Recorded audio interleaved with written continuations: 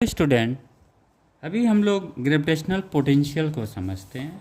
Gravitational potential जैसा कि हम लोग ऐसे पढ़े हैं, V equal to electric field में हम लोगों ने क्या पढ़ा था, V इक्वल टू W/Q। ये क्या था, इलेक्ट्रिकल पोटेंशियल था।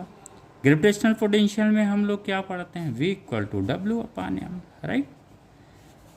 वर्क भी क्या है, स्केलर क्वांटिटी है। ये पोटेंशियल भी क्या है, वो भी स्केलर क्वांटिटी है, राइट। तो जो इसकी वैल्यू आएगी, साइन की वैल्यू, वो जो वर्क की वैल्यू साइन होगा वही उस पोटेंशियल्स का भी साइन होगा, राइट।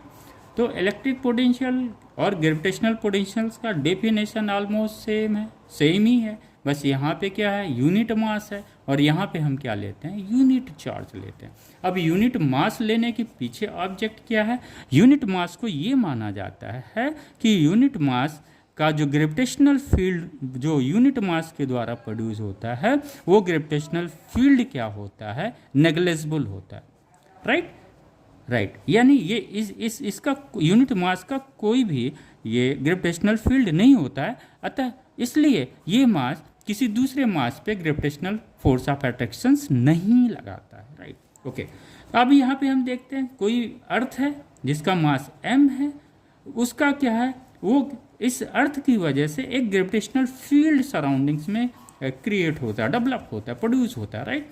और ये यूनिट मास अगर यहाँ पे m है तो इस पे क्या है, कोई ग्रेविटेशनल फील्ड नहीं प्रोड्यूस कर रहा। तो ये कैपिटल M जो अर्थ का ग्रेविटेशनल फील्ड की वजह से क्या होगा, उस मास पे एक ग्रेविटेशनल फोर्स लगेगा, जिसे हम न्यूटन्स ग्रेविटेशनल लॉ से लगाते हैं, राइट।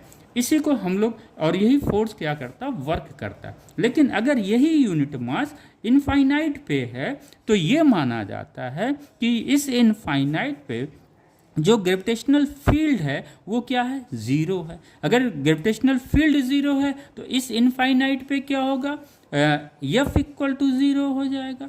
इस इनफाइनाइट पे वर्क डन जीरो हो जाएगा। इस इनफाइनाइट पे और क्या होगा, पोटेंशियल एनर्जी जीरो हो जाएगी, राइट। इसलिए हम ये इनफाइनाइट लेते हैं।